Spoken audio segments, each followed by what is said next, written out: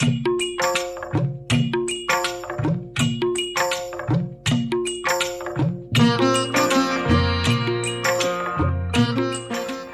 to another episode of Manju Ramanan Talks, and today I have one of India's legendary singers from the Hindi film industry who has sang in multiple languages. It's not just Hindi. He has sung across probably most of the languages of India. He was here for the Mother Teresa Awards last evening, and what a great show it was. And everybody, I think Dubai loves him, and we all love him. All his songs have been legendary, memorable. They are part of our history. Bollywood for us, sir, is a lot of history. It's a lot about cultural history. On my show today, I have the legendary Kumar Shanuji. Welcome to the show, sir. Yeah, thank you very much. And we are on the backdrop of the Museum of the Future. वही मैं देख रहा हूँ, future museum is there. And how do you see when you look at Dubai? आपको क्या याद? देखो, Dubai तो always I like Dubai because of इसका जो क्लीनलीनेस हो, या अभी वो ग्रीनरी भी इतना ज़बरदस्त कर दिया रेगिस्तान में. ये देखने लायक, सीखने लायक चीज़ है कि एक कंट्री को इस तरह से ग्रो होते हुए देखा मैंने, क्योंकि मैंने यहाँ पे 4 साल रह के गया. तो आई वॉज इन मेरिना. अच्छा, 4 साल रहे आप? मरीना में मेरा घर था और बच्चे लोग यहाँ पे यूके एकेडमी में पढ़ते थे. अच्छा. दोनों बेटियाँ. एंड उसके बाद हम लोग शिफ्ट हो गया था लंदन. अच्छा. तो आफ्टर 4 years. अच्छा, तो आप यहाँ पे रहे हो? You been a Dubai citizen? बिल्कुल मैं यहाँ के एकदम भरपूर, मैं दुबई में रह के यहाँ का एंजॉय किया दुबई का लाइफ. ओके. दुबई आप पहली बार कब आए और कोई कॉन्सर्ट के लिए आए थे? याद नहीं है. अच्छा. आप अगर वो पूछेंगे तो आप याद नहीं है. अभी 90 से कितने बार दुबई आया है उसका कोई ठीक नहीं है, ठिकाना नहीं है. अच्छा. बहुत बार आ चुके हैं, रह के भी गया और मतलब बहुत बार आ चुके हैं. आपका फर्स्ट फॉरेन ट्रिप कौन सा था? वो 88 में. हाँ, 88 में था. वो भी था अमिताभ बच्चन. लंदन टूर था. अच्छा. ओके. आपका career, I mean, everybody knows a lot of stories about you. Yeah. We'll start with Jagjit Singh sir, who's also come to Dubai. He's also very renowned, a very respected, loved, legend. आपका उनका, encounter कैसे हुआ? And also, what is the song you would dedicate for him? 2 lines you can sing. नहीं, उनके साथ मेरा western outdoor में मुलाकात हुआ था. जी. एंड वहाँ से ही उनके साथ मुलाकात. एंड वही मेरे को काफ़ी पहला गाना गवाया. एंड आफ्टर दैट कल्याण भाई के साथ उन्होंने ही इंट्रोड्यूस कराया. जी. एंड मतलब एक बहुत ही सुखद रिलेशन था हमारा. एंड बहुत ही उनके घर में आना जाना, खाना, ये सब चलते रहता था. उनके घर में ऐसे ही डॉगी बहुत सारा है. बहुत सारा डॉगीज है. And all spaniel, all white spaniel. 7-8 dog at a time. तो मेरे को ऐसे ही आए डॉग लवर. मैं तो पेट लवर हूँ. तो जो भी है. And you have how many pets at home? Pets at home is 2 now. Okay. Now, and one is toy poodle. Okay. And one is Maltipoo. What are their names? One is Coco and second one is toy poodle is Teddy. Okay. So we are in LA. Okay. So our home and house and establishment is in LA. Right. So Jagjit Singh ji के साथ मेरा जो हुआ था, बहुत ही उन्होंने मेरे को हमेशा से आशीर्वाद दिया. एंड हमेशा से मेरे को हेल्प करता रहा. कोई भी कामों में उन्होंने मेरे को हमेशा, मेरा कोई भी काम हो तो हाजिर होते थे. एंड उनके लिए मैं एक उनका ही एक कंपोजिशन का गाना था.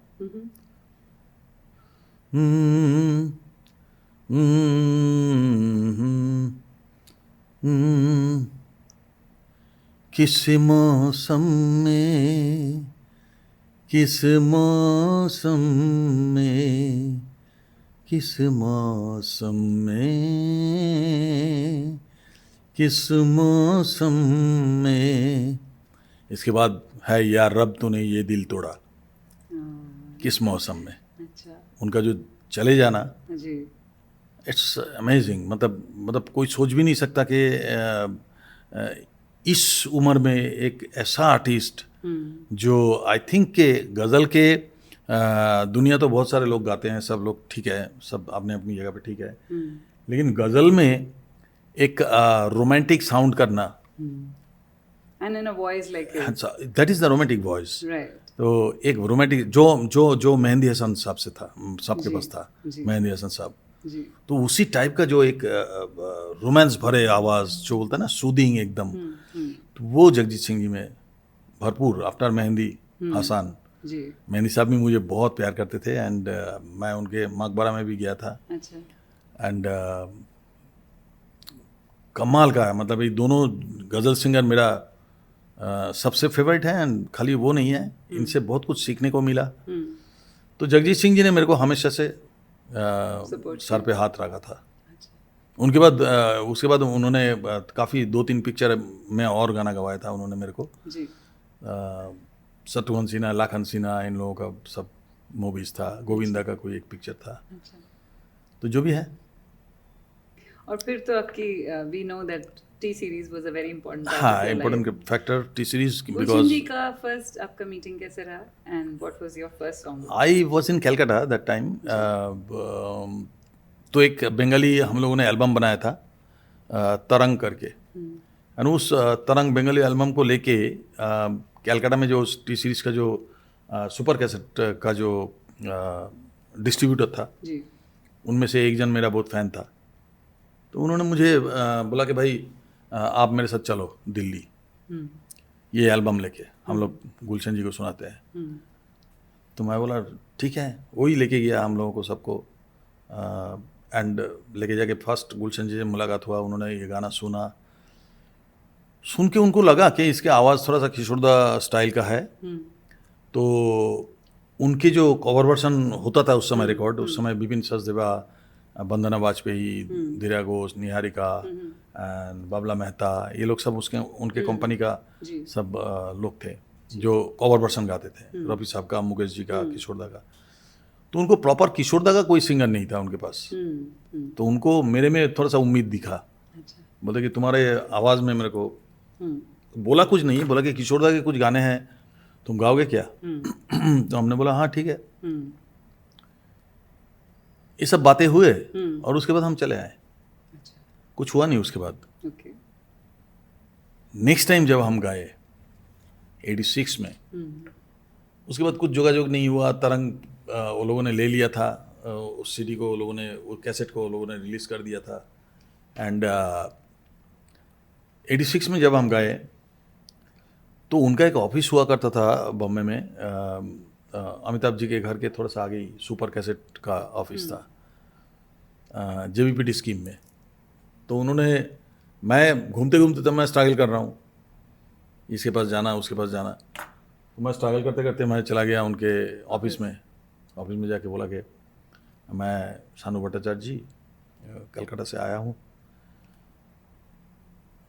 तो गुलशन जी को जाके बोला कि वो कलकत्ता से एक लड़का आया सानू करके, वो आपसे मिलना चाह रहा है, एक बार जस्ट मिल के चले जाएंगे. सानू? वो बोलता सानू? बोलता हाँ. बोले वो जो सिंगर है? बोलता हाँ सिंगर. अरे उसको बुला, उसको ढूंढ रहा था मैं. कहाँ है वो? दौड़ के आए बाहर एंड मेरे को अंदर लेके गया. फिर चाय फाय पिए. फिर बोलता कि सुशील एक काम करो, इमीडिएट एक टिकट बनाओ दिल्ली का. तुम और सानू जी कल चले जाओ दिल्ली. अच्छा. सुबह. बोला फ्लाइट में? हम तो ट्रेन में जाना आना करते थे. तो वही मेरा फर्स्ट टाइम उन्होंने फ़्लाइट में मेरे को दिल्ली लेके गया. एंड वहाँ पे जाके हम एक साथ में करीब 30 गाना किशोरदा का at a time, first time. 30 songs? हाँ, 30 सॉन्ग्स 2 दिन में गा दिया था, 2-3 दिन में. तो गा के फिर मेरे को पेमेंट भी किया, फिर पहुँचा दिया. बोलता आपको बार बार आना पड़ेगा, कंटिन्यू ये सब किशोरदा के गाने हैं, उनका सारे गाने आपको डब करना है. और वो कितने गाने? कुछ 40 के आसपास वॉल्यूम था. हाँ, किशोर की यादें. उसमें डुएट, सोलो सब मिला के. तो यही हुआ था. और उसके बाद शुरू हो गया था गुलशन जी के साथ कि वो आना जाना, पैसे का कोई चिंता नहीं था कि वो जाते ही पेमेंट मिल जाता था.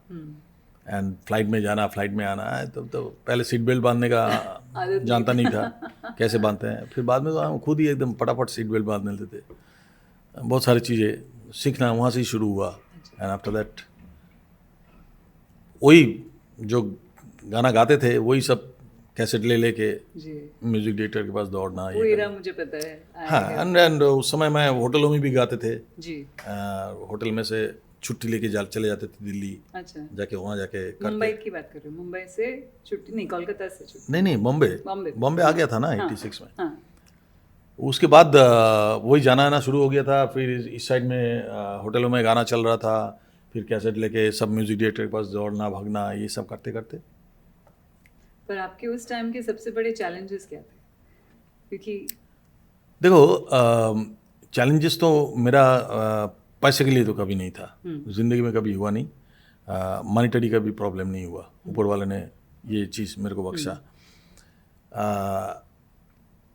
पर्सनल प्रॉब्लम कुछ हुआ करता था, that is personal, I don't want to say that. And एक चीज़ था कि गाने को किस तरह से और लोगों तक पहुंचाया जाए, एक स्ट्रगल वो था जी, कि भाई हम कैसा गा सकते हैं, ये जरा आप एक बार सुन तो लो, जी, एक बार सुन तो लो। ये सुनाने के जो चक्कर था, जी, ये स्ट्रगल था अच्छा, ये। एंड आफ्टर दैट कुछ लोगों ने सुना, जैसा राजेश रोशन जी, जी, बाकी कलांजी भाई तो था ही। Ji, and after that Amitabh Bachchan ji, ये सब हुआ फिर 1 साल के अंदर ही, सब 1-1.5 साल के अंदर सब कुछ। एवरीथिंग हाँ। took off. तो एक समय था जहाँ गुलशन जी मेरे को, उनके पिक्चर बन रहा था जीना तेरी गली में, तो उन्होंने बोला कि सानू उसे गवाते हैं प्लेबैक प्लेबैक। वो उनको अलग क्योंकि होता है ना। हाँ, क्योंकि उनका एक भरोसा था कि इसका गाने इतने हिट है, क्योंकि पहला 3 नंबर वॉल्यूम बेच के उन्होंने बम्बई में पहला गाड़ी मेरे को उन्होंने दिया था, पहला गाड़ी का चाबी मेरे हाथ में दिया था। मैं उस और समय आपको गाड़ी चलाना नहीं आता था, तो मैं 12 दिन में गाड़ी सीख के फिर उस गाड़ी को इस्तेमाल किया। बट क्या है कि जीना तेरी गली में क्या गाना तेरे हम ऐसा बहुत हिट हो गया। एंड उनको थोड़ा सा भरोसा भी हुआ कि इस लड़के से हो सकता है आगे। इतने में कलांजी भाई का एक पिक्चर के लिए गाने के लिए उनको एक वॉइस चाहिए था। एंड वो मेरे को सिटिंग रूम में बुलाया और उन्होंने गाना रिकॉर्ड किया सिटिंग रूम में, मतलब कैजुअली, जैसा सब म्यूजिशियन है एंड मैं बैठ के गा रहा हूँ माइक लेके ऐसा। तो उसको रफली एक रिकॉर्ड किया। हाँ, तो बाद में ही सब सुनाई दिया, क्या हुआ नहीं हुआ बाद में मेरे को पता चला कि वो रिकॉर्ड किया। एंड रिकॉर्ड करके उन्होंने उसको रातों रात संजय दत्त के हाथों, अच्छा, हाँ संजय दत्त भी जा रहा था यूएस, तो यूएस में वो कैसेट को भेज दिया। अच्छा, भेजा किसके पास? अमिताभ बच्चन के पास। अमिताभ बच्चन शूटिंग कर रहा था वहाँ पे, अच्छा, तो अमित जी के पास भेजा। अमित जी को बोला कि ये आवाज़ ज़रा सुन लीजिएगा, ये आपके फिल्म के लिए इसके आवाज़ चाहिए कि नहीं चाहिए। तो अमित जी सुन के 1 मिनट में बोल दिया, उनसे फ़ोन करके कलांजी भाई को बोला कि इस लड़के से सारे गाने गवाओ। कौन से थे गाने आपके? जादूगर फिल्म, हाँ, जादूगर फिल्म में पिक्चर तो चली नहीं इतना, हाँ, लेकिन क्या है, हाँ लेकिन एक बात फैल गया इंडस्ट्री में कि एक नया लड़का आया जो अमिताभ जी के लिए प्लेबैक किया। ये हमारे लिए बहुत फ़ायदेमंद हो गया। एंड उसके बाद पीसी सरकार पे बनी थी वो। हाँ पीसी सरकार पे बेस्ड थी ज्यादा। हाँ एंड Loosely, yeah. हाँ, तो वो भी एक बहुत ये हुआ। मुझे मालूम नहीं था किसके लिए गा रहा हूँ, क्या है, सब कुछ भी मालूम नहीं था। तो फिर बाद में रिकॉर्डिंग के टाइम में उन्होंने बोला, फिर उसमें अमित जी आए थे, बैलेंसिंग में बैठे हुए थे, मेरे को बोला कि अरे अमित जी के लिए गा रहे हो तो थोड़ा मुंह खोल के गा। तो मैंने गाया, फिर अंदर आया तो देखा अमित जी बैठे हुए हैं। हमको बंगाली में बोला कि खूब भालो गए छो, बसो बैठो, तो सुनो क्या गाया। तो इस तरह से, हाँ इस तरह से शुरुआत हो गया था। एंड उसके बाद राजेश रोशन जी को मैंने एक गाना सुनाया था, काश पिक्चर का एक गाना था, काश, जैकी श्रॉफ डिम्पल वाला। हाँ उसमें एक गाना था बाद मुद्दत के हम तुम मिले। वो गाना सुन के वो विश्वास नहीं कर रहा था कि ये तुमने गाया, और मेरे को लेके नहीं गया। वो सब कोई जानता है, बाद मुद्दत के हम तुम मिले, ये सब लोग जानते हैं यार। मैं वो गा के नहीं बताना, आपको बजाना है तो बजा देना मेरा वाला। तो उन्होंने विश्वास नहीं किया कि ये गाना मैं गाया, वो विश्वास ही नहीं किया। मतलब सब लोग हंसने लगे सिटिंग रूम में, सब एक दूसरे को देख के बोलते अच्छा इन्होंने गाया भाई, सुनो। तो मैंने बोला सर मैंने गाया, खुद गाया सर, आप विश्वास कीजिए। तो नेक्स्ट गाना जब आया, फूल ये कहाँ से आए हैं, वो गाना साधना सरगम के साथ किशोरदा का डुएट था। अच्छा, हाँ, ओके, तो साधना सरगम जी की जगह वहाँ पे धीरा घोष करके एक लड़की ने गाई, कवर वर्सन है, मैं तो किशोरदा का गाया, वो धीरा घोष गाया साधना जी का। वो गाना सुनने के बाद बोलता है अरे ये तो साधना नहीं है। हम बोला सर आपको बता रहा हूँ मैं, ये कवर वर्सन है, ये धीरा घोष जी ने गाए। अरे फिर से चला वो गाना, फिर से चला, फिर चला के फिर मेरे को प्रॉमिस किया कि आई विल कॉल यू, खूब जल्दी तुमको बुलाऊंगा। एंड बुला के उन्होंने गवाया था उस समय, जब कोई बात बिगड़ जाए। That is 100 miles. हाँ, व्हाट अ, वो एक सॉन्ग है जो बहुत डिफाइनिंग सॉन्ग है, I think most romantic, and I think it's, दो लाइन तो सुनना पड़ेगा, कल भी सुना था। उससे पहले भी उन्होंने मेरे को एक दो लाइन गाने के लिए बुलाया था। हाँ, एंड आसमां से ऊंचा, हाँ, आसमां से ऊंचा, जितेंद्र जी का पिक्चर था। जिया प्यार मांगे जिया, जिया प्यार मांगे जिया, आसमां से ऊंचा, तेरी ही लगन लगी है, दारा रा रा रा रा रा रा, कभी हाँ हाँ हाँ कभी। ये गाना था, ये गाना चल गया था थोड़ा सा। फिर ये गाना जब गाया, जब कोई बात बिगड़ जाए, तो एकदम मतलब तो तहलका था।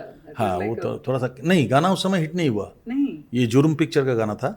एंड गाना उस समय ठीक है, गाया कोई, ठीक है, ऐसा लड़का तो गाते आते रहते हैं। तो उस समय सब चल रहा था, मोहम्मद अजीज वगैरह सब, वो लोग एकदम पीक पे सब थे। शब्बीर देव जी के बाद मोहम्मद अजीज, ये लोग सब थे। तो बस जब कोई बात बिगड़ जाए आया, पिक्चर में गाना आया, लोगों ने सुना कि नहीं सुना पता नहीं। ये गाने का असर हुआ आफ्टर आशिकी।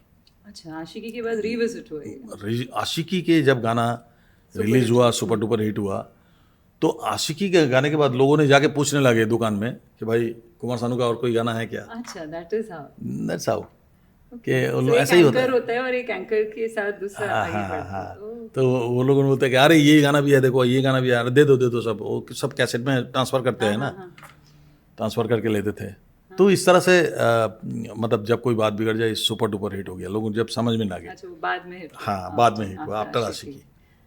आशिकी का बताइए, महेश भट्ट खुद अच्छा गाते हैं, he is somebody who himself is a singer, musical man, you can say. and of course Nadeem Shravan, Yeah. and you. Aashiqui was an album first. हाँ, आशिकी तो पहले, आशिकी पिक्चर बने बाद में। हाँ, पहले एल्बम बनी थी। पहले एल्बम के लिए ही उन्होंने रिकॉर्ड किया था गाना। सारे गाने जो रिकॉर्ड किया था वो एल्बम के लिए ही रिकॉर्ड किया था। And then the film was. And Mahesh ji सुन के बोले कि भाई ये फिल्म का गाना है। तो मजाक में गुलशन जी ने बोला कि आप बनाओगे फिल्म, बना दो, आप ऐसा करो, सारे गाने हमको एक कैसेट में उठा के मेरे को दे दो, तो गाने के ऊपर ही मैं स्टोरी लिख देता हूँ। अच्छा, तो उन्होंने गाना लेके जाके उसमें को उसके ऊपर स्टोरी लिखा। एंड आज तक का मेरे को लगता है कि सबसे सस्ता फिल्म है वो, सबसे कम पैसे वाला फिल्म है। एंड मैक्सिमम रेवेन्यू उसमें मिला, आज भी मिल रहा है। मेरा फेवरेट सॉन्ग उसमें से धीरे धीरे से। अच्छा, I love to hear that. धीरे धीरे से मेरी जिंदगी में आना, धीरे धीरे से दिल को चुराना, तुमसे प्यार हमें है कितना जाने जाना, तुमसे मिलकर तुमको है बताना। हाँ, धीरे धीरे से मेरी जिंदगी में आना, धीरे धीरे से दिल को चुराना। क्या बात है, this is like a moment for me, because ये ऐसा सॉन्ग है ना जो सारे सबके अलग अलग फेवरेट्स होते हैं। आई एम श्योर आशिकी का हर एक सॉन्ग किसी का फेवरेट सॉन्ग। या ऑफ कोर्स। मैं ऊपर वाले ने मुझे एक दया किया कि अच्छा लिरिक्स मिला मुझे जी, अच्छा कंपोजर मिला मुझे जी, अच्छा देखने को हीरोज मिला मुझे। ये बहुत बड़ी बात होती है। And of course Yashraj and then Shahrukh Khan and some. नहीं, शाहरुख खान के यशराज बोल के नहीं, शाहरुख खान के आप शुरुआत से आप देखिए, पहला फिल्म उनके साथ मैंने किया था राजू बन गया जेंटलमैन। इट्स कितना पुराना होगा आप सोचिए। नसीर साहब, राजू बन गया जेंटलमैन, जिसमें बहुत सारा गाना सब हिट था उसमें। लावेरी हुआ, मेनली लावेरिया, लावेरी सर्दी का सीना मेलोडिया हुआ, लावेरिया हुआ गाना सबसे ज़्यादा हिट हुआ था। बट वो सीने में दिल है, वो भी गाना हिट था। फिर और भी था गाना। तो ये शाहरुख जी के साथ पहला मेरा सुपर डुपर हिट लावेरिया इज द, मतलब एक ट्रिमेंडस हिट हुआ था। एंड उसके बाद शुरू हो गया था। उसके बाद शाहरुख जी ने पता नहीं मेरा वॉइस पसंद किया होगा या कुछ किया होगा। उसके बाद मैंने गाया चमत्कार, इस प्यार से मेरी तरफ ना देखो, सुपर डुपर हिट हुआ। उसमें और भी गाने थे, बट चमत्कार। फिर उसके बाद आया कभी हाँ कभी ना, दिल है तेरा दीवाना, वो तो है, हाँ, कभी अलविदा, अलविदा ना कहना, नहीं मतलब कभी अलविदा नहीं, ऐ दोस्तों अलविदा, दिल है मेरा दीवाना। तो ये गाना था। एंड वो गाना भी चला। फिर उसके साथ और भी हाँ, वो भी चला, वो भी बहुत अच्छा चला। एंड इस तरह से शाहरुख के साथ फिर चमत्कार, फिर कभी हाँ कभी ना, फिर उसके बाद आया और भी गुड्डू करके एक पिक्चर आया था जिसमें नौशाद साहब का म्यूजिक था। एंड गुड्डू का सारे गाने नौशाद जी ने मेरे से गवाए थे, नौशाद जी। एंड उसके बाद आया, गुड्डू के बाद आया आई थिंक दीवाना, हाँ, अनदर ब्रेक। एंड उसके बाद डुप्लीकेट, एक शरारत होने को है। फिर और भी माया मेम साहब, उससे पहले आया था माया मेम साहब, अमेजिंग, एक हसीन निगाह का दिल, निगाह दिल पे साया है, तो जादू हुआ जी उन्होंने। तो ये जो शाहरुख जी के साथ मैंने काफ़ी कम, नॉट ओनली शाहरुख खान, जितने भी हमारे, also because he is also rising in popularity, तो हाँ, वो उसके साथ साथ वो भी नहीं वो भी पॉपुलैरिटी, मतलब राजू बन गया जेंटलमैन से हिट हुआ, उनको लोग जानने लगे। Because कितना इम्पोर्टेंट है कि गाने अच्छे हो for the film to do well and the star to do well. नहीं, पहले ऐसे ही होता था, गाने हम लोग ही बुला के लाते थे लोगों को हॉल तक। हाँ, क्योंकि पहले तो ये सोशल मीडिया ट्रेलर्स तो नहीं थे, कुछ भी नहीं था, और इतना चैनल्स भी नहीं था, और सुनने वाला ज्यादा होता था ना। क्या होता था, हमारे गाने पहले मार्केट में छोड़ दिया जाता था, और गाने हिट होते थे, फिर पिक्चर रिलीज होता था, लोग बोलता है कि भाई गाने इतना अच्छा है, चलो जाके देखते हैं क्या क्या। तो पहले म्यूजिक को एक टेरिटरी माना जाता था, territory, it's a territory, respect, territory इसलिए बोल रहा हूँ, जैसे कि बिहार होता है, पिक्चर बनने के बाद बिकता है ना, बिहार, यूपी, बंगाल, सब जगह पे बिकता है। तो ये जो था एक टेरिटरी था म्यूजिक अपने आप में, क्योंकि हर जगह से पैसा आता था, म्यूजिक से भी पैसा आता था, और म्यूजिक से सबसे ज़्यादा पैसा आता था। एंड म्यूजिक बेच के कई प्रोड्यूसर है जिन्होंने फिल्म बना डाला उस पैसे से। तो ये जो है ना, म्यूज़िक को अभी तो आप समझते ही हो कि म्यूज़िक को सेकेंडरी कर दिया गया, but if you need then अभी चलो एक गाना रख लो यार, वो लोगों को थोड़ा सा टॉयलेट वॉयलेट जाना होता है ना, तो इसलिए एक गाना रख लो, ऐसा हो गया अभी। No respect is there, no. Singers का मैंने बोल सकता हूँ, म्यूजिक डायरेक्टर तो छोड़ दीजिए, म्यूजिक डायरेक्टर तो कोई मतलब औकात ही नहीं है, कोई वाट नहीं है, गाट्स नहीं है, कुछ भी नहीं है, उनको जो बोला जाएगा वही करना पड़ेगा। There is no creation, all adoption, adoption from इधर उधर से, हाँ, क्रिएटिविटी कम है। No, creativity is not there. तो क्रिएटिविटी जहाँ पे नहीं होगा वहाँ पे आर्ट नहीं रहता है। ऑल्सो आपने तो लिरिक्स पे भी बहुत स्ट्रांग थे कि अच्छे लिरिक्स होंगे तो यस नहीं, एक आध खराब गाया, खराब मतलब उतना खराब नहीं है अभी तक, अभी का जैसा होता है इतना खराब नहीं, लेकिन आइटम सॉन्ग मैंने गाया, लेकिन क्या है कि फिर भी उसमें थोड़ा सा एक कहीं ना कहीं एक मार्जित था, एक लिमिटेशन, हाँ एक लिमिटेशन था। बट क्या है कि अभी कोई लिमिटेशन तो है नहीं, बाउंड्री कुछ नहीं है। एंड कोशिश करता हूँ कि आपको एक चीज़ बता दूं कि मैं अपने फैंस को दुखी देख के मेरे को बहुत दुख होता था कि भाई वो मेरे को बार बार मैसेज में, इसमें सब में, कमेंट्स में कि सानू जी आप क्यों नहीं गा रहे, आप क्यों नहीं गा रहे।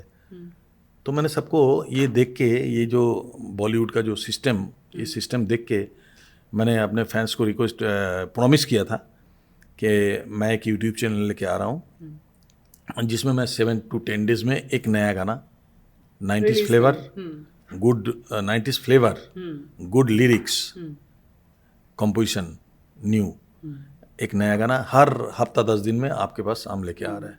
And they are very happy with that. And compose भी आप ही करते हैं? No You happy? It's a different music director, different lyrics writer. Okay. हमको अच्छा गाना चाहिए, अच्छा लिरिक्स चाहिए, चाहे कोई भी दे.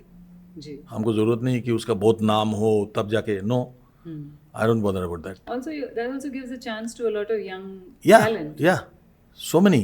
Yeah. एंड आप देखो कितना ट्रेंड करता है मेरा, हर गाना निकलता है उसके बाद वो ट्रेंड करते रहते हैं इंस्टाग्राम में, ये तो ट्रेंड करते रहते हैं. तो ट्रेंड जब करते हैं इसका मतलब लोग पसंद करते हैं, सुनते हैं. इतना सब्सक्राइबर है, इतना 1.9 में. अच्छा, अब आप बताओ कि हम 3-4 महीना हुआ मेरा ये यूट्यूब चैनल खोल के, इतना व्यूज़, इतना सब्सक्राइबर्स, तो ये लोगों का प्यार ही है.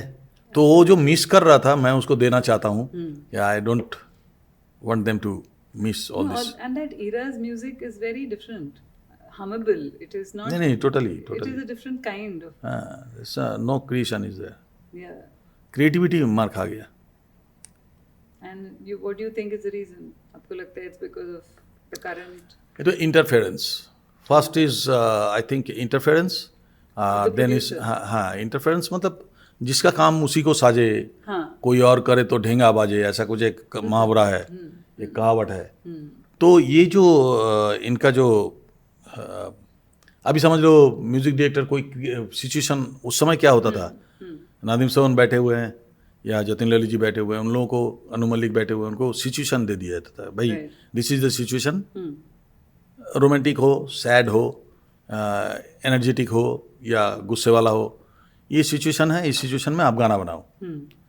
That is total freedom to the music director. Absolutely. You will make the music, that is your Your area. Your genre. Yeah. So you should make the music and Yeah. आप मेरे को सुनाओ. हमको एक पसंद नहीं आएगा, 3 सुनाओ, 5 सुनाओ, उनमें से हम बोलेंगे कि इसको रखो. तो इसमें क्या होता है कि म्यूजिक डायरेक्टर क्रिएट करते थे. अभी एक सिचुएशन के ऊपर जो 6 गाना बनाते थे, 6 गाना उनको सुनाते थे, सुना के बोलते थे बोलिए कौन सा. कोई समय प्रोड्यूसर डायरेक्टर बोलते थे कि भाई 6 के 6 ही मुझे पसंद है यार, क्या करें इसको छोड़ के इसको. ऐसा होता था क्योंकि क्रिएटिविटी था उसमें. अब क्या होता है कि आप you can make the music. आपको प्रोड्यूसर या तो डायरेक्टर आपको एक सीडी ला के दे देंगे, बोलेंगे इस तरह के गाना बनाइए. तो आपके पास रेफरेंस ऑलरेडी है, आप क्या ढूंढोगे? इट्स लाइक खाली वो नहीं है, रेफरेंस के साथ कंपेयर किया जाएगा कि आपने बनाया कि नहीं ठीक इसके तरह कंपेयर किया जाएगा. या तो एआई है आपका एक छोटा सा. वही मैं बोल रहा हूँ, अभी तो एआई आ गया और बाम्बू करने के लिए. तो जो भी है, ये जो म्यूजिक डायरेक्टर को एक फ्रीडम देना, सिचुएशन के हिसाब से उनको क्रिएट करने देना, लिरिक्स राइटर को लिखने देना, फिर जो डायरेक्टर होता है उसको डायरेक्ट करने देना, जो स्क्रिप्ट राइटर है उसको स्क्रिप्ट राइटर को स्क्रिप्ट राइट करने देना, ये नहीं हो रहा है. That is the interference. ये जब तक बंद नहीं होगा तब तक कोई अच्छा चीज़ निकल के आना बहुत मुश्किल है. अभी 100 फिल्मों में 1-2 फिल्म हिट हो जाता है. ये कोई काउंटेबल ही नहीं है वो. उस समय 300 फिल्म बनते थे साल में, उनमें से 290 फिल्म हिट है, और बाकी जो फ्लॉप है वो भी म्यूजिक उसका हिट है. म्यूजिक उसका है, म्यूजिक हिट है. तो ये जो चीज़ें था ना, क्रिएटिविटी के साथ एक खूबसूरती जो हमने देखा, गोल्डन एरा जो बोलता है, प्योरिटी, गोल्डन एरा जिसको बोलते हैं.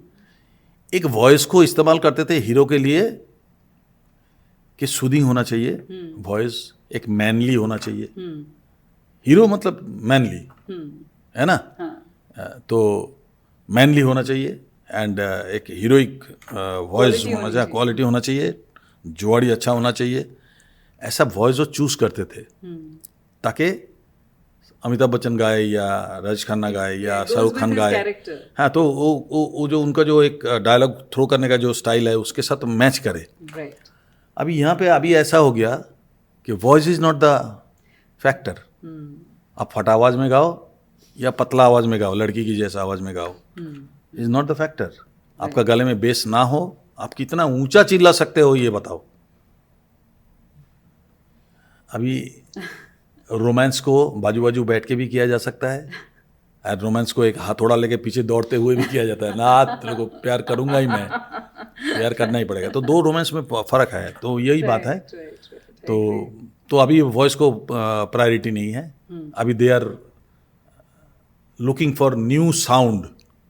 साउंड और वॉइस का डिफरेंस, साउंड वॉइस भर में जाए कुछ भी हो, वॉइस का हमको इतना ये नहीं है कि प्रेफरेंस नहीं है। साउंड वॉइस कैसे भी हो चलेगा, साउंड अच्छा होना चाहिए। नहीं वो उसका साउंड नहीं, entire- आधार एंटर अरेंजमेंट जो है उसका साउंड, उसमें साउंड न्यू चाहिए हमको, साउंड न्यू चाहिए, और उसको ही प्रायोरिटी दिया जाएगा, उसको प्रेफरेंस दिया जाएगा। वॉइस भले दब जाए, लेकिन म्यूजिक झाप झाप झाप झाप होना चाहिए ताकि आप नाचो। Music is for tipping. Dancing, Foot music tipping. Not for not for soothing, Not for not soothing for or आपको melody, yeah. स्लीपिंग एड नहीं है ये। अब अगर नींद आ रहा है तो वो गाना चला के आप जाग सकते हो 10 घंटा। लेकिन क्या है कि अभी म्यूजिक का situation is like this now, right. और हम लोग जब गाए, जब जिस समय हमारा एरा था, उस समय लोगों ने म्यूजिक को एक थेरेपी की तरह यूज किया। It's an therapy, Therapy, it's Therapy for आपका- broken hearts, it's for love, it's for romance, it was anything for for emotions. Anything you can Have one बस song. एक चूज कर लो गाना कि ये हमारे लिए गाने हैं, like legacy. हम लोग naturally for Indians हमको पता भी नहीं चलता है कि कितने गाने हमारे अंदर हैं, और हर एक छोटे छोटे इमोशंस पे एक छोटा एक गाना होगा जरूर जो उस इमोशन को दर्शाएगा। Yes. एंड वो लेगेसी हम लेके चलते हैं, we take it for granted, but it is so important. आपके पास चॉइस था हाँ कि आप दुखी है तो कौन सा गाना सुनेंगे, हाँ, इरिटेटेड है तो एक गाना, एक छोटा हमारा दिमाग खराब हो रहा है तो चलो ये गाना लगा दो। Yeah. तो ये था उस समय, इसलिए थेरेपी जो बोलते हैं ना, वो थेरेपी इसलिए उसको music is therapy. Yes, Of course it's therapy. RD. Burman साहब से आपका बहुत ही, वो तो म्यूजिक डायरेक्टर अलग ही था, कुछ बिंदास अलग एकदम उनका। देखो एक ना आर्टिस्ट बनने से पहले उसको ह्यूमन बीइंग अच्छा बनना होता है, ह्यूमन बीइंग होना चाहिए उसको, ह्यूमैनिटी उसके अंदर होना चाहिए, थोड़ा सा प्यार, थोड़ा सा मजाकी, थोड़ा सा मुंहफट, ये सब चीज़, हाँ ये सब चीज़ कैरेक्टर को कैरी करता है। define करता है। हाँ, तो बोलता है कि भाई ये पंचमदा उस तरह के लोग थे जो बिंदास थे, हंसमुख थे। जैसे मैं भी कुक करता हूँ, मैं गुड कुक, लास्ट टाइम आपने रेसिपी दिया था। तो पंचमदा भी खुद खाना बनाते थे, अच्छा, और खाना बना के लोगों को खिलाने में वो बड़ा मज़ा आता था उसको। मेरा भी वैसा ही है। तो ये सब चीज़ें ना, छोटा चीज़ें होता है ना, उसमें उसका पता चलता है कि वो उस इंसान कैसा है। More than just one art form, उसके आसपास का जो कनेक्शंस हैं, कल्चरल रेफरेंस। हाँ, तो ये बात पंचमदा में कुट के भरा हुआ था। इसीलिए उनका गाने में आप देखो, कोई भी गाना में से आप पंचमदा का गाना चलाओगे तो अलग ही साउंड करेगा, वो हमेशा अलग साउंड करेगा। आप देख लेना पंचमदा का बिकॉज़ गाना। इतने रेफरेंसेस के साथ वो बना है। हाँ, और क्योंकि उसके अंदर भी वही चीज़ है, क्रिएटिविटी भी उसका वैसा ही है, एंड उसमें सब कुछ मिला हुआ होता है, प्यार, मोहब्बत, और मजाक। उनकी लास्ट फिल्म का गाना आपने गाया। हाँ, अब वो देख के भी नहीं जा पाया, क्योंकि वो अगर जिंदा होते तो आई थिंक 1942 के बाद म्यूज़िक का जो हालत हुआ, ये हालत नहीं होता। ये जो सब फुड़ के आए ना सब नया ये कोई नहीं आता, क्योंकि एक तो उनका चले जाना।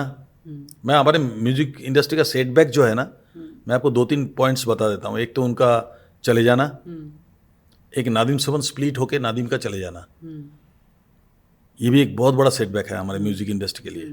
एक है जतिन ललित का अलग हो जाना, ये बहुत बड़ा सेटबैक है हमारे इंडस्ट्री के लिए।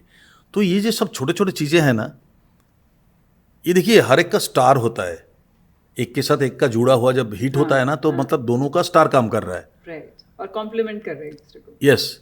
तो उस चीज़ को अगर ये कुदरत का दिया हुआ, कुदरत ने बोला कि ये दोनों मिलके करेंगे। राइट, अभी तुम इंसान हो के तुम अगर डिसाइड करते हो कि आई विल स्प्लिट, तो मतलब आप भगवान के ऊपर या अल्लाह के ऊपर, आप जो गॉड है, गॉड के ऊपर आप हथौड़ा मार रहे हो कि भाई आपने क्या किया, उससे बड़ा हम लोग है, हम लोग ठीक करेंगे। तो उसका गिरना स्वाभाविक है। राइट, तो ये चीज़ें हमारे आई थिंक के नादिम समन जैसा म्यूजिक डायरेक्टर एंड पंचम दा जैसा म्यूजिक डायरेक्टर, अन्नू मल्लिक का भी है, अन्नू मल्लिक जैसा म्यूजिक डायरेक्टर, जतिन ललित जैसा म्यूजिक डायरेक्टर। ये क्या है कि ये लोग और 15-20 साल इंडस्ट्री को दे सकते थे अच्छे गाने, और हमारे ये पॉल्यूट होने नहीं देते। हमारी जो सोसाइटी पॉल्यूट हो गया ना अभी, ये होने नहीं देते ये लोग, रहता तो। अभी तो नाम भी याद नहीं रहते, अब इतने लाइक सो मेनी। इसका मतलब है आइडेंटिफिकेशन नहीं है, आइडेंटिफिकेशन फैक्ट्री ना, आइडेंटिटी नहीं है। हम लोगों ने आइडेंटिटी बनाया। आप गाना सुनो या म्यूजिक सुनो, आप बता दोगे, आवाज से पता चलता था कि यस। कौन। अभी आपको एक टाइप का 4 आवाज सुनने के बाद आप बोल नहीं पाओगे कि who is the singer. Doubt लगेगा, अरे ये हो सकता है, नहीं नहीं वो होगा शायद, नहीं ये होगा। तो ये जो डाउट है ना, इसमें आइडेंटिटी बना नहीं, इसलिए डाउट हो रहा है। और आइडेंटिटी बनने के लिए हम सिंगर को कभी दोष नहीं देंगे, क्योंकि singers they are all capability बहुत है अभी इंडस्ट्री में। हमारे जो सिंगर्स है they are all good, they are very good singers. But क्या है कि उनको प्रूव करने के लिए जो चीज़ चाहिए होता है ना, सराउंडिंग्स, वो नहीं है। Composition, good lyrics, good story पे पिक्चर बने, गुड हीरोज, ये जो सराउंडिंग्स है ना, ये सराउंडिंग्स उनको मिल नहीं रहा। दैट्स वाई दे आर, वो अपने आप को प्रूव नहीं कर पा रहा है कि भाई I am a versatile singer. एक टाइप का गाना गाया जा रहा है, and that is the big drawback our industry. तो इन आवर इंडस्ट्री, सो जो भी है। आप एक क्वेश्चन पूछूंगी, एज एन आर्टिस्ट आप अपना इनर स्पेस कैसे प्रोटेक्ट करते हो?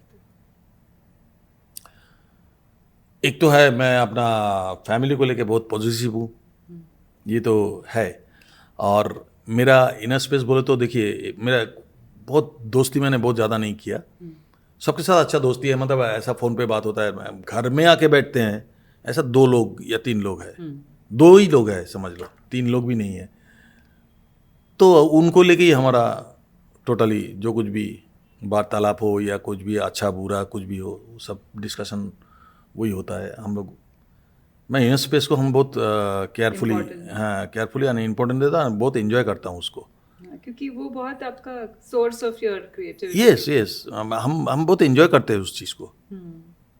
आप सोचो ना, एक खाना बनाया, मैं तीनों मिल के खा रहे, क्योंकि यहाँ पे मैं अकेला रहता हूँ, तो मेरा फैमिलीज वगैरह सब एलए में रहते हैं। तो अकेला रहने के वजह से क्या होता है कि आपको कोई ना कोई एक दोस्त या कोई एक नज़दीक के लोग चाहिए होता है, तो है।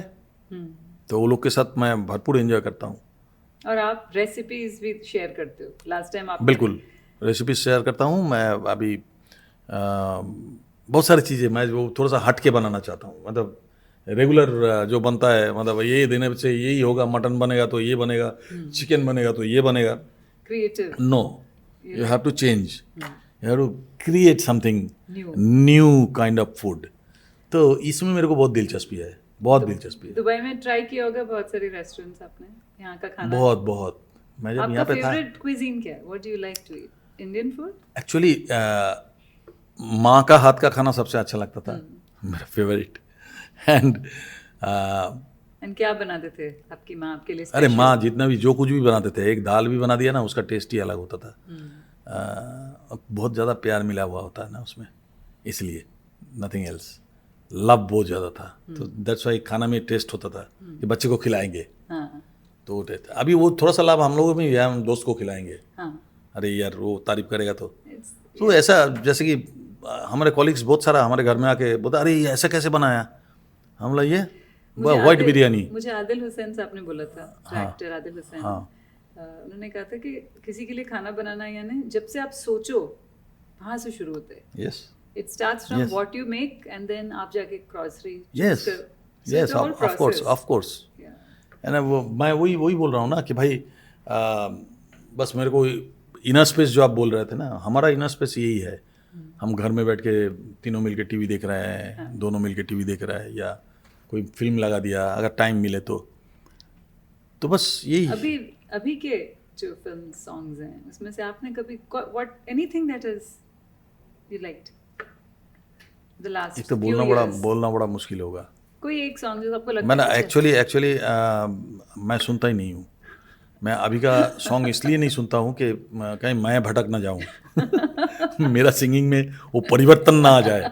No, I want to keep, Yourself हाँ, मैं intact. उसको होल्ड करना चाहता हूँ Intact. एंड उसको होल्ड करना चाहता हूँ. मेरे को हमारे जो फैंस है जी. वो हमको इसी रूप में देखना चाहते हैं. तो I will let you go with one song from 1942. Okay, Whatever you like. हाँ ठीक है. एक लड़की को देखा तो ऐसा लगा, एक लड़की को देखा तो ऐसा लगा, जैसे खिलता गुलाब, जैसे शायर का ख्वाब, जैसे उजली किरण, जैसे बन में हिरन, जैसे चांदनी रात, जैसे नरमी की बात, जैसे मंदिर में हो एक जलता दिया, ओ, एक लड़की को देखा तो ऐसा लगा. Thank you so Thank you. much for speaking Thank you. to me. Thank you. Thank you very much. Thank you. It's a pleasure. Thank you.